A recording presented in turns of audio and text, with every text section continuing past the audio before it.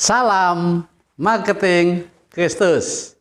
Saudara pengusaha, para marketing yang dikasihi Tuhan, sesuai dengan kita di tema di Januari, di mana tema Januari adalah bangkit bersama Kristus, maka kali ini bangkit bersama Kristus judulnya adalah bangkit kualitas hidup kita bersama Kristus.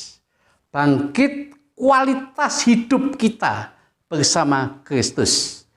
Ada satu cerita bagaimana saudara kenal dengan seorang tokoh inspirasi buat kita, yaitu Steve Jobs. Dia salah satu owner dari Apple, perusahaannya raksasa.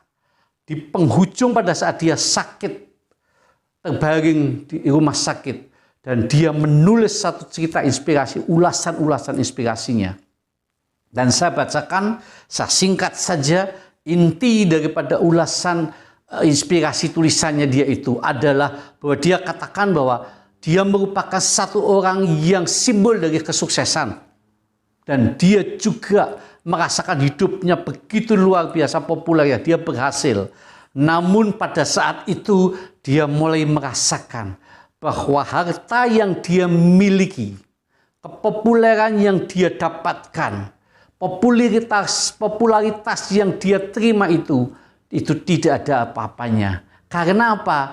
Karena harta itu tidak mampu menyembuhkan dia. Harta itu tidak mampu menyelamatkan dia. Semua orang kita bisa tahu bahwa di dalam tulisan itu dikatakan bahwa orang yang mengejar kekayaan dengan luar biasa, dengan ambisius, maka orang itu akan seperti monster, menakutkan. Artinya adalah bahwa Steve Jobs mulai sadar bahwa harta memang berguna buat kita semua dan berguna buat hidup kita. Namun kualitas hidup kita itu jauh lebih penting, jauh lebih diperlukan. Karena di akhir daripada tulisan itu dia katakan bahwa bagi kita semua yang masih diberi kesempatan, maka kita harus meningkatkan kualitas hidup kita dengan banyak mengasihi kepada sesama manusia dan juga kepada orang-orang keluarga dan orang di sekelilingnya. Artinya adalah kualitas kehidupan itu sangat diperlukan oleh kita semuanya. Dan memang itu yang dikehendaki oleh Tuhan.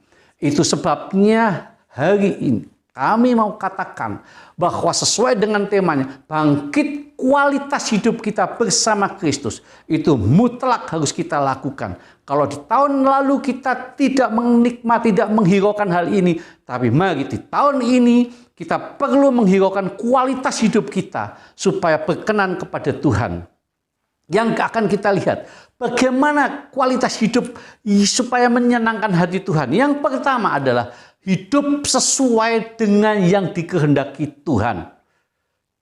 Di dalam 1 Tesalonika 5 ayat 18, mengucap syukurlah dalam segala hal, sebab itulah yang dikehendaki Allah di dalam Kristus Yesus bagi kamu. Kualitas hidup yang berkenan kepada Tuhan yang pertama adalah kita mampu mengucap syukur di dalam segala persoalan, di dalam segala hal. Dalam sukacita mengucap syukur, di dalam duka cita mampu mengucap syukur, dalam posisi puncak kesuksesan mampu mengucap syukur, di dalam lembah air mata mampu mengucap syukur. Intinya adalah mengucap syukur dalam segala hal. Itu merupakan kehidupan yang sesuai dengan firman dikehendaki oleh Tuhan, dan itu hidup yang berkualitas yang diinginkan oleh Tuhan. Yang kedua, hidup yang berkenan kepada Tuhan. Kalau tadi yang pertama adalah hidup yang sesuai dikehendaki oleh Tuhan, kalau ini hidup yang berkenan kepada Tuhan. Roma 12 ayat 1. Karena itu saudara-saudara, demi kemurahan Allah, aku menasihatkan kamu supaya kamu mempersembahkan tubuhmu sebagai persembahan yang hidup, yang kudus, dan yang berkenan kepada Allah. itu adalah ibadahmu yang sejati.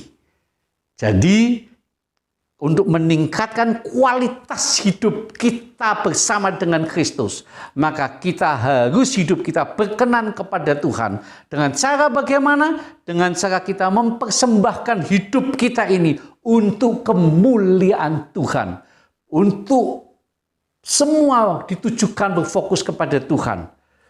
Bisnis dan bekerja itu penting sekali. Tetapi jangan lupa, bukan hanya itu saja, tapi kualitas hidup kita lebih bermakna manakala kita memberikan hidup kita untuk sebagai persembahan yang kudus kepada Tuhan. Karena hidup itu merupakan hidup kita akan hidup yang berkenan di hadapan Tuhan. Dan yang ketiga adalah hidup yang dikasihani oleh Tuhan. Tentunya kita ingin dikasihani oleh Tuhan, bukan? 1 Petrus 5 ayat 5. Demikian jugalah kamu, hai orang-orang muda, tunduklah kepada orang-orang yang tua, dan kamu semua rendahkanlah dirimu seorang terhadap yang lain. Sebab Allah menentang orang yang congkak, tetapi mengasihani orang yang rendah hati.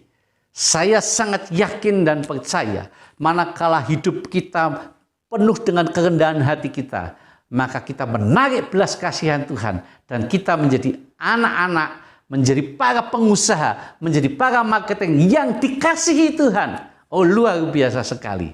Jadi untuk meningkatkan kualitas hidup kita bersama Kristus, kita melakukan 3 hal. Yang pertama adalah hidup sesuai dengan yang dikehendaki Tuhan. Dan yang kedua, hidup yang berkenan kepada Tuhan. Dan yang ketiga, hidup yang dikasihani Tuhan.